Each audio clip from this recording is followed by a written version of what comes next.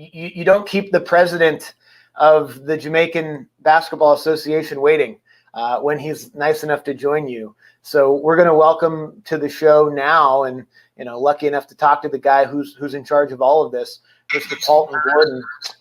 First and foremost, Mr. Gordon, thank you so much for hanging out and being a part of it tonight. How are you? Hey, I'm good. How are you? We're doing great. I'm kind of getting a feedback though. Oh, okay. Hopefully we can try to work on that. Is it better? Has it gone away at all? Okay, that's fine. Okay. All right. Well, let's just start out with a couple quick ones here for you. And I know the goal obviously is to get Jamaica to the Olympics in 2024. What are some of the challenges that Jamaica has faced in the past in trying to make past Olympic Games?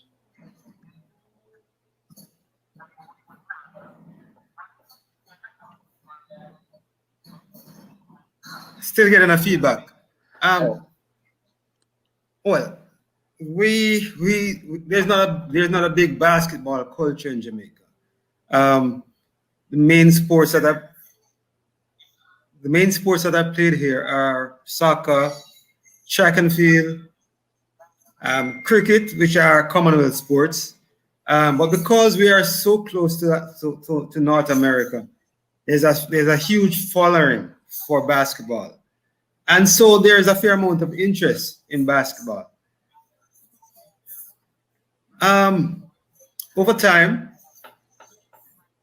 I'm not sure why it's replaying.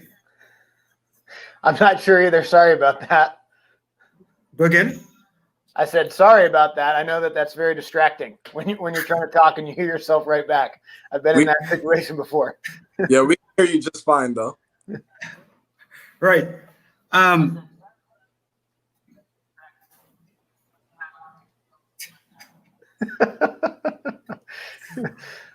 so how do you go about trying to cultivate that newfound interest? I know, like you said, soccer and cricket, track and field. Obviously, everybody knows the success that the Jamaicans have had in track and field. How do you go about trying to cultivate a burgeoning interest in the sport of basketball and make sure that it's flourishing? Well, the spectators and the young players are sold. They're pretty much sold because of the NBA and a lot of basketball that's happening globally. So they're sold. So in terms of getting that level of interest, that's not an issue. Mm-hmm. What we'll need now is the buy-in from the organizations, the institutions, the government to support the movement. So that's one thing that we're working on. So we're speaking to the Jamaica Olympic Association. We're speaking to the Ministry of Sports about how we can coalesce around an activity like this. So that's where we are. There are some issues with infrastructure. There are issues with technical knowledge. There are issues with just support and financial support, etc., in terms of pulling all of this together.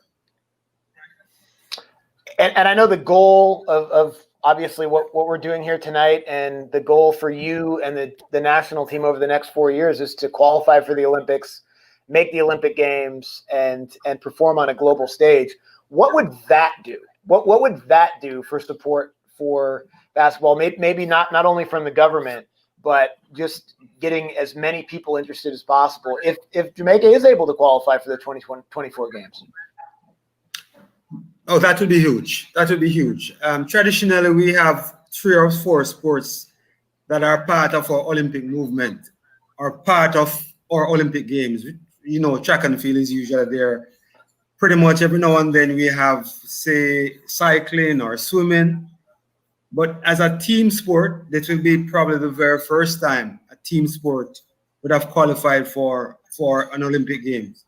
And because it's such a popular sport, in terms of the diaspora and their involvement in that would essentially blow the sport up in a big way. What are your expectations? I know we're looking at a lot of the names. There's a lot of talented players that are playing in college and internationally right now. What are your expectations for this group? I think we have a good shot at it. We have some young players in the NCAA. A couple of them who are in the draft this year. We have probably about 35 to 40 players who are actually in Europe. And we're trying to develop some of the young players in Jamaica. So I think the pool of players that we have enough talent to get there. Why do you think that people that are maybe watching, wherever they may be watching tonight, people that are going to hear more about the Jamaican basketball team's pursuit for the Olympics in Paris, why should people get involved? I mean, I know why I want to get involved, but for the folks that are out there listening to this and thinking about Jamaican basketball, why should they get involved? Why should they donate tonight? Why should they be a part of this project? Sport in general does a lot for you. Sport in general does a lot for the psyche of your country. This, as I mentioned before, would be huge. It's an opportunity to showcase Jamaica in another light. So I'm just encouraging everybody to jump on board and jump on very, very early, because we are going with a very, very good squad. This can only grow and get better. And within the next 2 years, we'll see the fruit of some of what we're doing now. I got one last question for you here, and thanks again, Paulton Gordon, the president of the Jamaican Basketball Association, joining us. I know with the amount of people that are in the country, when something exciting is happening, it has to capture the imagination of everyone. I was talking to a friend of mine that's close with a couple former Jamaican national soccer team players, and they told him, and when they're in the World Cup in '98, when there's an international competition and the entire country just sort of stops and watches and pays attention. What's it like? What's it like in Jamaica when a team like that has everyone watching them? Well, I was actually in the National Stadium in 1997 when we qualified for the 1998 Olympics. And it was like an all-island carnival. It was unbelievable.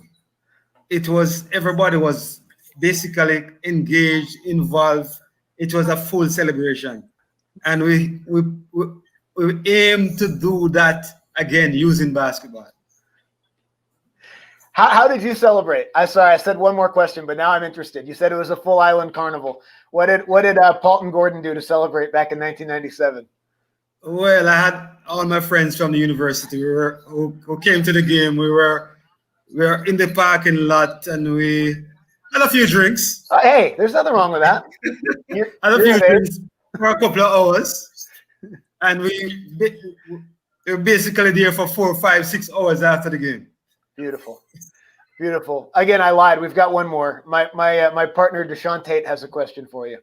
Mr. Gordon, appreciate you for coming on with us and for having me a part of this as well. I want to ask you, how do you describe or put into words the pride that Jamaicans take into not just basketball, but just in participation to all the sports? Because as far as my knowledge, from what I've been able to see, a very proud group of people that stick together, and win, lose, draw, are always seem to be very passionate. How do they kind of separate themselves maybe from other countries? And that's not to say that other countries aren't, but it just kind of seems like Jamaicans typically separate themselves and they go all out in support for their country. How do you kind of put into words the kind of pride that they take within their sporting events?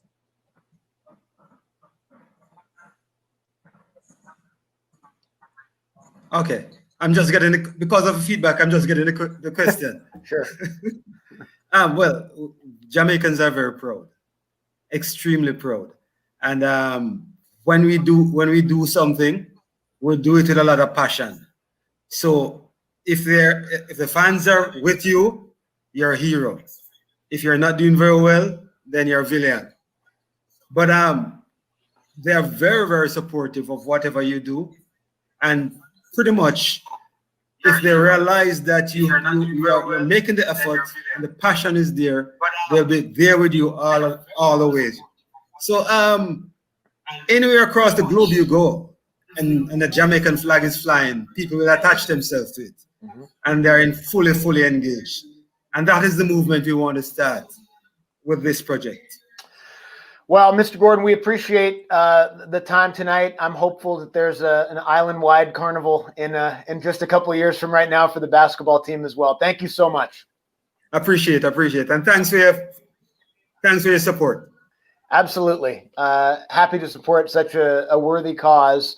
Again, Paulton Gordon, nice enough to take some time out of his busy schedule, the president of the Jamaican Basketball Association. I mean, the guy who's in charge of this whole thing. And obviously what a thrill it would be if he was at the helm the first time that Jamaica was able to qualify for the Olympics. I mean, obviously that would be an incredible thrill. Fun to hear him talk about what it was like back in 1997 when Jamaica qualified for the World Cup.